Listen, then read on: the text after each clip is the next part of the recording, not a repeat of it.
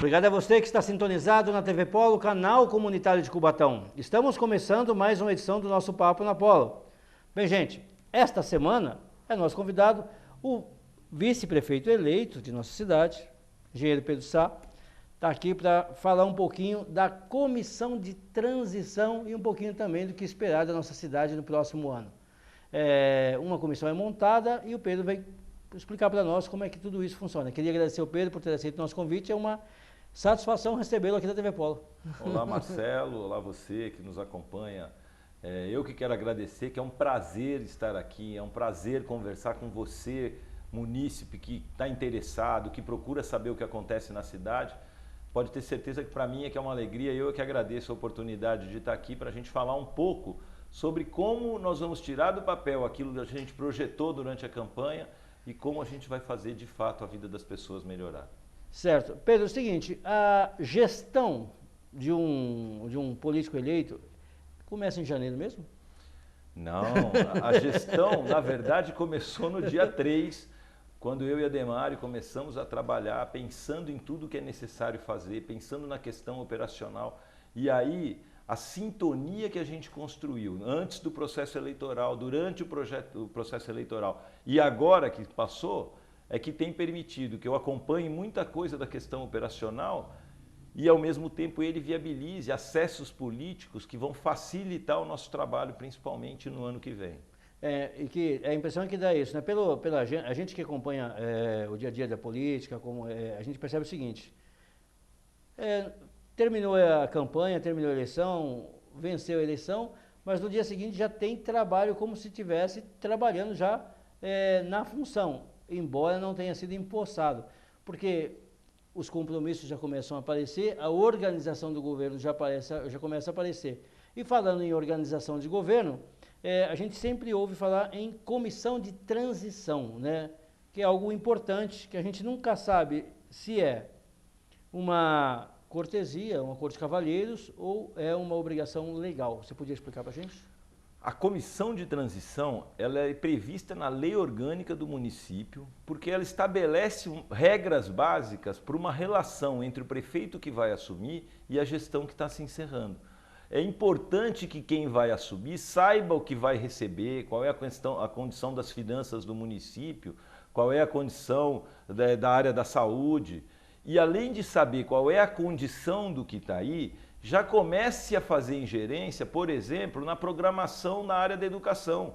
Então, as escolas que passarão a ser período integral, as escolas que terão turno ampliado, onde vão os professores ser alocados, então tem a questão da atribuição de sala de aula, tudo isso para que a gente possa de fato começar a implantar um novo projeto desde o dia 1º de janeiro, é imprescindível que a gente tenha acesso antecipado. Então, a comissão de transição está prevista na lei orgânica e a facilitação do trabalho da comissão de transição é uma prerrogativa do prefeito, ele querer ser colaborador ou não ser colaborador, porque afinal de contas a prefeita atual, a Márcia, ainda está na gestão dela, mas a gente já teve inclusive uma pré-reunião para poder acertar detalhes, não com a prefeita, mas com o grupo que ela nomeou. Paulo Toledo vai ser coordenador. Como é que funciona? A prefeita nomeia uma comissão e estabelece isso de forma legal, através de uma portaria, é isso? Exatamente. Ela estabelece as regras básicas através de um decreto. E o novo governo que vai assumir indica pessoas para fazerem parte da comissão, na mesma paridade numérica do governo que está em exercício. Então, a gente está indicando 9 pessoas para fazerem parte da comissão de transição, o governo indica 9 pessoas, a gente inicia os trabalhos no dia 18, provavelmente, os trabalhos da comissão de transição. Aí a gente começa a requisitar os documentos, o presidente da comissão de transição, que é nomeado da parte da prefeita, do governo que está em exercício, ele avalia o que a gente está pedindo e entrega, e a gente vai trocando ideia, e eu tenho certeza que vai ser uma sintonia muito boa, porque a predisposição que se mostrou é muito importante para o trabalho. Foi dito, inclusive, que agora a nossa missão é desarmar todo mundo para que todos trabalhemos dentro daquele espírito que a gente falava na campanha. Se todos pregamos que o nosso objetivo era uma cidade melhor para todo mundo, era governar para a população. E isso é engraçado, até um rapaz que trabalha lá com o Dinho, trabalhou durante o período eleitoral com o Dinho, me parou na rua outro dia e falou isso. Se nós todos falávamos a verdade quando propusemos uma cidade melhor para todo mundo, agora somos todos parceiros do governo. E essa parece ser a disposição também do governo atual, da administração atual, em relação a nós que vamos assumir em janeiro. Certo. Existem algumas áreas que são fundamentais nessa comissão de transição. Um exemplo, finanças, é lógico, em função da crise que a cidade atravessa, mas administração, governo, e significa exatamente que as pessoas nomeadas pelo atual prefeito, ou pela atual prefeita, e pelo futuro prefeito, essas pessoas comporão o governo do Ademário? Por exemplo, quem é que hoje está na comissão de transição do Ademário? Marcelo, a gente teve a preocupação de, ao formar a comissão de transição, a convidar as pessoas, já esclarecendo o seguinte: isso daqui não é uma expectativa de cargo. Se alguém vai para a comissão de transição com a expectativa de que vai virar secretário, já está errado. A gente procurou formar uma comissão de gente que tem conhecimento de administração pública. Então tem até gente de fora na comissão, indicada pelo próprio Ademário, mas gente de confiança dele. Gente que vai colaborar nessa análise dos dados para permitir que a gente tenha uma velocidade de reação maior. Então na comissão, eu faço parte da comissão, está o Pinheiro, está o Arlindo, está o Dr. Jefferson e o Dr. André, está o Ricardo, que é uma das indicações do Ademário, está o Judson, o Ricardo é uma pessoa de São Paulo, certo, que já trabalhou em outras comissões de transições do PSDB, então foi uma indicação do Ademário. Está o Raul Cristiano, pela relação que ele tem de Ministério da Educação. O histórico pela liderança dele do partido também, né? Pela relação com a cidade. Então, basicamente, o grupo são 9 pessoas, acho que eu esqueci alguém, mas basicamente é um grupo técnico que vai lá não para fazer investigação, vai lá para captar informações. Porque, por exemplo, a questão do IPTU. O carnê do IPTU tem que ser gerado nesse governo, distribuído em dezembro, para que as pessoas possam pagar em janeiro. Então, é uma ação... Mas isso eu acho que nunca aconteceu. Com consequências diretas. Então, eu sempre recebo em março. Foi uma das primeiras coisas que a gente colocou na mesa. Olha, é importante para a gente trabalhar bem que o IPTU seja distribuído em dezembro. Há uma boa vontade do governo já, mesmo a gente não tendo iniciado os trabalhos de forma definitiva, de viabilizar essa questão. A questão da educação, que a gente... Vou pedir licença para você, para a gente falar sobre educação, que eu quero até perguntar alguma coisa mais específica sobre isso mesmo. E é importante que muitas vezes a gente percebe que algumas coisas que acontecem, têm que acontecer logo no começo do ano, não acontecem. A gente não sei dizer se é por uma acomodação natural do governo, principalmente os contratos de transporte, algumas licitações que são obrigadas a acontecer não acontecem, e aí vai acontecer tudo em abril. Então eu vou para um rápido intervalo, daqui a pouco eu volto aqui com o Pedro Sá. Cabling Tecnologia. Instalação, manutenção e configuração de servidor. Manutenção de computadores e notebooks. Instalação, configuração e acesso remoto. Projetos e soluções. Atualização de sistema e remoção de vírus. Cópia de segurança de arquivo, backup. Câmera de segurança e rede sem fio. Venda de peças e acessórios. Cabling Tecnologia. A solução automatizada está aqui. ABS Imóveis. Temos excelência no que fazemos para você realizar o melhor negócio. Nós temos a melhor solução para você alugar ou comprar um imóvel. ABS Imóveis. ABS Imóveis.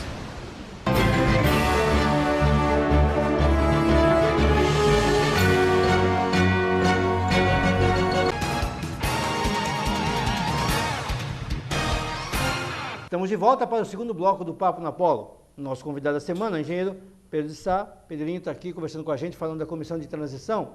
E no intervalo aí a gente estava conversando de que áreas, né, que se vinha conversando e do cuidado que se tem que ter para o planejamento logo no começo do ano. Porque o governo muda, mas os problemas ficam e as pessoas estão batendo na porta do governo, seja ele qual for, para dar resposta para isso. Então, a educação é um problema que, normalmente, eu me lembro que este governo, quando assumiu no primeiro ano, assim que assumiu, acho que assumiu com um incêndio numa escola lá na Vila Esperança, não sei, alguma coisa, tiveram que ir lá logo no começo do Kaique, governo. né? Acho que foi Ulisses Guimarães. Acho que foi no Ulisses de Guimarães. Foi no Ulisses que teve incêndio de sala de aula. Então é assim, mas alguns cuidados têm que ser tomados, né, Pedro? Como é que vocês estão enxergando essa mudança, principalmente na área da educação, que é uma área que reclama, sem falar o que todo mundo sempre diz do problema da saúde. Teve alguém da saúde também discutindo saúde nessa comissão de transição? Bom, separando as duas coisas. A educação é uma coisa que o nosso projeto propõe uma reformulação total. Por exemplo, ampliar o número de creches e escolas de ensino integral. Então, a gente já está pensando, hoje são 4 escolas ou 5 escolas que têm isso, a gente pretende ampliar já no primeiro ano para 8 a 10 escolas terem ensino integral, período integral, para permitir que os pais que trabalham deixem seus filhos durante o dia num lugar adequado.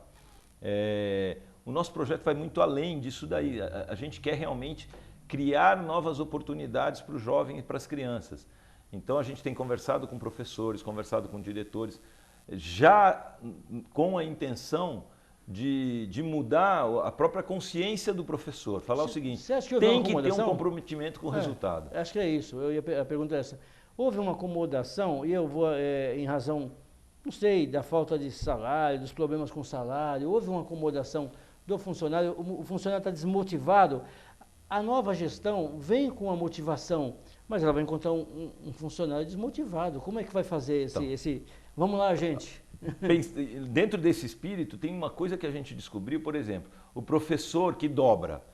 Ele dobra, mas se o salário dele na dobra chega no teto, ele para de trabalhar a partir daquele momento. Então, se ele tinha que dobrar durante 135 ou 150 horas, mas quando ele chega em 110, ele já atingiu o teto e os outros dias são de graça, ele simplesmente não vai mais trabalhar. Aqueles outros dias que faltam, as crianças ficam sem aula.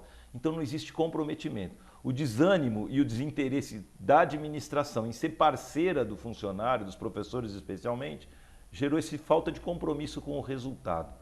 Motivar não é só salário. Motivar é reconhecer vontade de acertar, é conquistar o servidor público. Esse é o maior desafio que nós temos. O servidor tem que entender que nós temos uma proposta nova, para um desafio novo, com um resultado diferente. Então, quem atende no guichê tem que atender bem, tem que atender, as pessoas têm que sair de lá satisfeitas por terem sido bem atendidas. Agora, às vezes não se resolve o problema, mas atender bem é obrigação.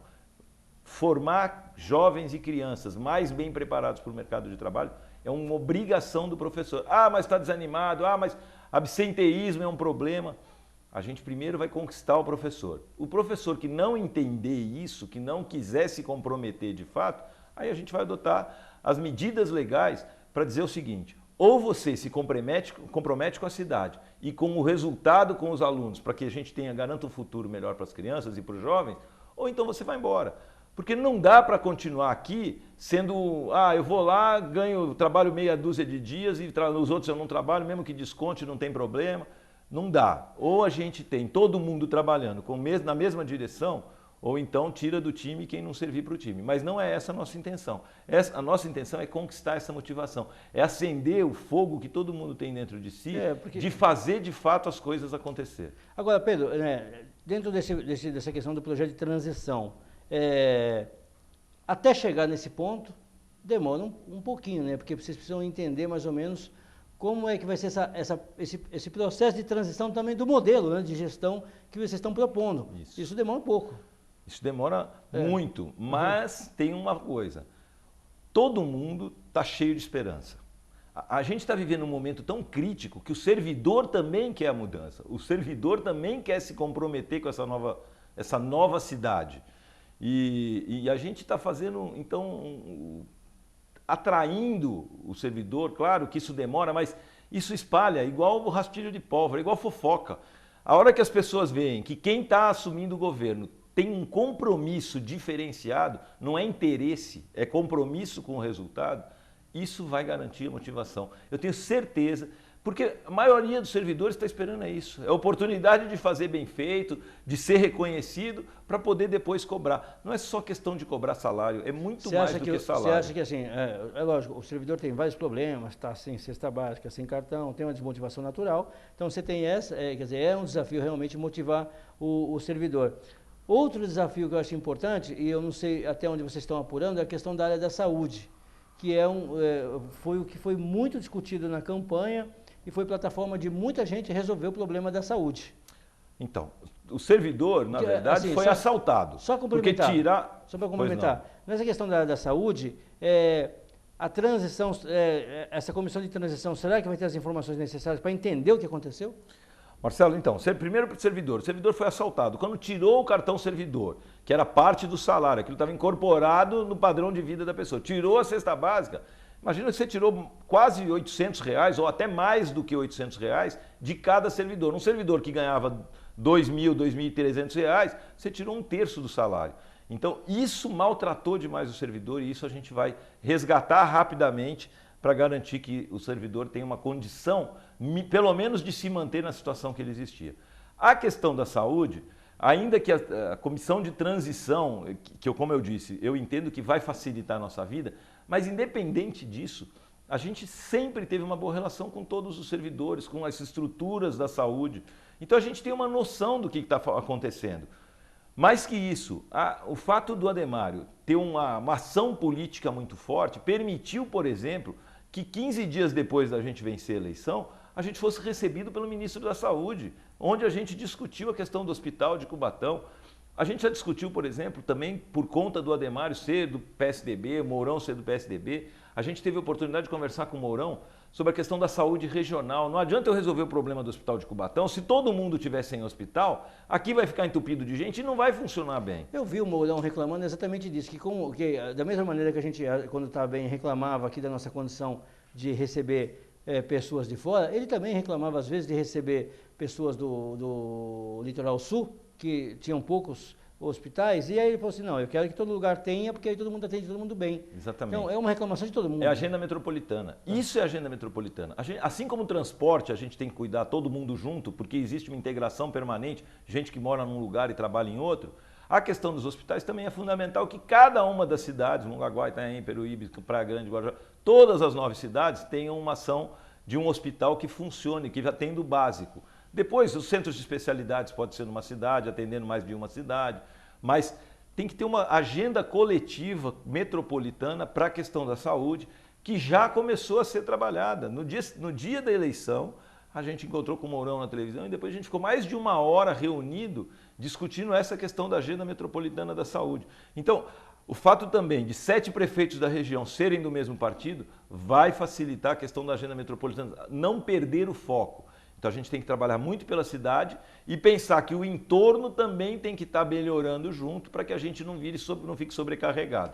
E isso, o trabalho da transição vai também permitir que a gente tenha elementos para discutir com o nosso entorno, por exemplo, a questão do VLT, que não veio para Cubatão. Então, por que não veio? A gente tem que saber isso, e aí isso é uma agenda metropolitana também. Tá bom, vou pedir licença para o Pedro, eu vou fazer um rápido intervalo, daqui a pouco eu volto conversando aqui com o vice-prefeito eleito, 2017. Está lá, mas ele já está em 2017. Sai daí não.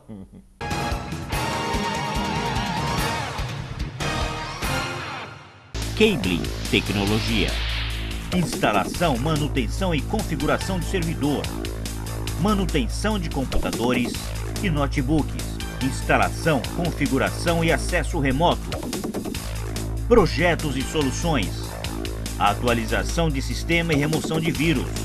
Cópia de segurança de arquivo, backup. Câmera de segurança e rede sem fio. Venda de peças e acessórios. Cabling Tecnologia. A solução automatizada está aqui. Cantina Tia Jô. O melhor para sua festa você encontra aqui. Pães, bolos, doces e salgados. A Tia Jô oferece também coffee break e kit festa. Tia Jô, a melhor cantina de Cubatão.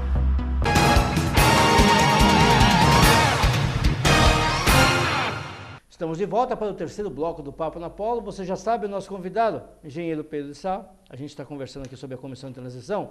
E, Pedro, bem, você é o vice-prefeito e você está, no momento, dando uma protagonizada no momento, até porque você é funcionário da prefeitura e parece que você já assumiu mesmo que, olha, isso aqui é meu e o boi no lambe.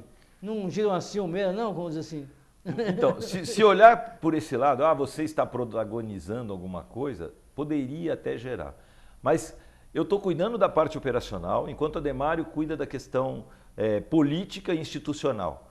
que foi o combinado desde que a gente uniu os nossos projetos. Então, o fato de eu ser funcionário há mais de 30 anos, de eu ter um trânsito fácil dentro da administração, permite que eu reaja mais rapidamente às demandas que a gente tem para o ano que vem. Enquanto isso, o trabalho do Adhemário tem permitido, por exemplo, que a gente fosse à Câmara dos Deputados, né, nessa semana e conquistasse 7 emendas parlamentares. 7 deputados vão mandar dinheiro para o município no ano que vem para ajudar a gente a desenrolar esses abacaxis que a gente vai ter pela frente. Então, cada um no seu espaço, mas somando para que o resultado seja atingido mais rapidamente. A gente, graças a essa parceria política do Adhemário dentro da questão da força do PSDB, por exemplo, a gente foi recebido pelo ministro das Relações Exteriores, que na verdade não é o cara que cuida da economia, mas a gente teve, por exemplo, possibilidade de discutir a questão da tarifa do aço chinês que chega aqui e impede que as nossas indústrias trabalhem. Conversamos sobre uma taxa de retorno que vai passar a ser aplicada a partir de 2017. Então é 3% que vai ser devolvido para as empresas exportadoras, inclusive, por exemplo, para a indústria do aço. Então, não aumentou, não sobretaxou o aço chinês, mas criar condições melhores para a gente poder sonhar com a reabertura da Uzi Minas. Ou, se não for abrir, discutir a nível de economia nacional, de estratégia nacional, se o parque de indústria de base não serve mais para estar em Cubatão, a gente tem que substituir a atividade econômica e é isso que a gente está fazendo. Eu sempre perguntei, desde o começo do ano passado, eu perguntava para todos os políticos exatamente isso, sobre a questão da atividade econômica do nosso município. Nós estamos sofrendo uma mudança velada, vamos dizer assim, de atividade econômica, porque a atividade portuária de base, aquela inicial, ainda primária, né, que é container vazio, que não gera muita coisa, está se expandindo no município. Nós estamos perdendo indústria adubeira, essa cimenteira, enfim, tivemos uma perda muito grande. Dá para reativar? Eu me lembro que na década de 90, o Ney Serra teve um problema de sucateamento com o parque também, ele fez uma visita nos Estados Unidos, conseguiu mudar alguma coisa, não sei se foi a ação dele, mas o Ciesp também promoveu algo que deu uma outra retomada no nosso parque. Como é que você enxerga isso? A prova de que a gente não está condenado é que a VLI está investindo na ampliação do porto lá que é da antiga Vale, do Diplan. Uma cidade. Que é uma cidade. E isso prova que a gente ainda não está obsoleto totalmente, não vai ser abandonado. Mas precisa de uma administração comprometida com uma nova visão. Então a gente, assim como quer incentivar e estimular a permanência dessas indústrias, facilitando e promovendo a capacitação de pessoas de Cubatão para que elas ocupem as funções nessas indústrias, a gente também já está pensando em trazer outras atividades. Por exemplo, a gente teve com o pessoal da Ciesp discutindo trazer indústria secundária, a que trabalha com o material produzido nas indústrias de base aqui da cidade. Então, se a gente produz a matéria-prima do plástico, quem usa o plástico? Então, trazer em parceria com o Ciesp, numa estratégia estadual, nacional, de repensar a economia. Mais ou menos como o Porto faz, que muitas vezes faz aquelas indústrias de montagem perto de Porto, exatamente, alguma coisa assim. Exatamente. Em vez de ficar criando polos em outras regiões, repensar o nosso polo e garantir que ele continue sendo o maior polo da América Latina. Então, trazendo novas atividades, ampliando a questão da atividade portuária também. A gente tem que parar de virar as costas e falar assim, eu não quero isso, eu não quero aquilo. Eu tenho que garantir que tem emprego para todo mundo. Só para você ter uma ideia, ontem a gente teve uma pauta com o Sindicato da Indústria Química, por exemplo, e discutindo a formação da mão de obra. A Escola Técnica Estadual, a Paula Souza, a Escola Técnica Federal, tem que formar gente com o perfil que vai ocupar as vagas do porto, não é? As vagas que estão sendo criadas. Então o Tiplan, por exemplo, a gente tinha que estar preparando mão de obra para operar o Tiplan. E ninguém discutiu isso durante todo esse período. O Tiplan vai ficar pronto e vai pegar mão de obra de outro lugar, porque aqui a gente não fez a nossa parte. Eu sempre brinco, a gente tem o Senai, tinha a Escola Técnica, e toda vez que tem alguma obra aqui, fala que não tem mão de obra qualificada no município. Então a gente está qualificando gente errada aqui. Mas deixa eu fazer outra pergunta muito importante dentro dessa transição. A transição com o Legislativo, que tem uma missão importante, que é votar o orçamento do ano que vem, que é o que vai cair no colo de vocês, e tem uma composição diferente. Na realidade, o partido do Adhemário tem maioria lá, mas vai votar agora um assunto muito polêmico, que é o salário da próxima gestão, do próximo prefeito, e por consequência aumenta o salário de alguns servidores que estão sem aumento há muitos anos.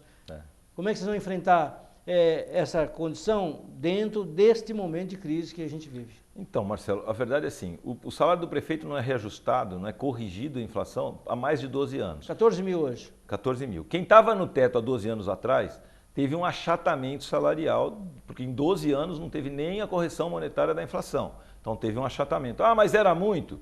É discutível. Agora, é certo, por exemplo, que Mongaguá paga um salário para o prefeito de 19 mil reais.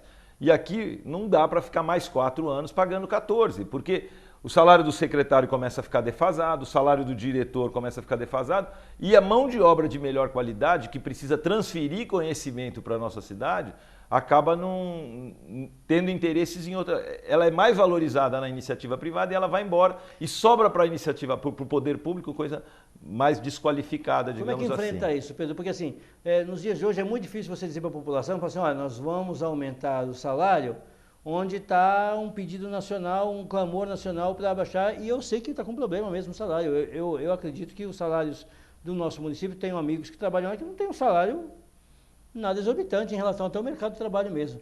Mas estando dentro do serviço público é uma missão difícil. Sabe que a gente não colocou isso ainda na pauta. A gente não sentou para discutir qual é a posição da nova administração sobre essa questão do reajuste salarial do prefeito.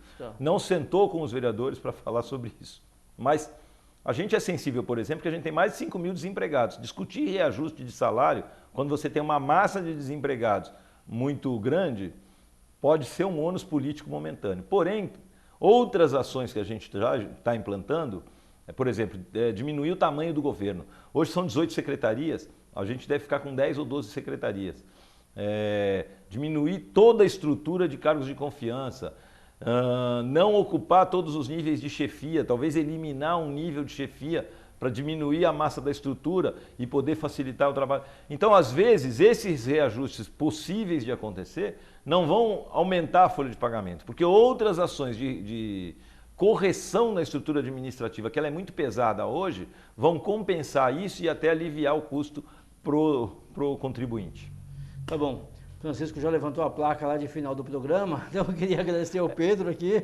É duro acabar o programa porque a gente tem tanta coisa para falar, a gente tem tanta informação para levar para a população, para eles saberem o que a gente está fazendo, o tanto que a gente já está trabalhando, mas acima de tudo, muito obrigado para a TV Polo, muito obrigado Marcelo, Francisco, toda a equipe da TV Polo, pela oportunidade da gente estar aqui dando esse recado para a população. E sempre eu gosto de destacar o seguinte, o meu trabalho do Ademário é sintonizado, cada um faz a sua parte, para que a população possa colher o melhor fruto possível, ser beneficiada de fato e rapidamente. Não existe concorrência e nem vontade de passar em cima de ninguém. A gente trabalha em conjunto.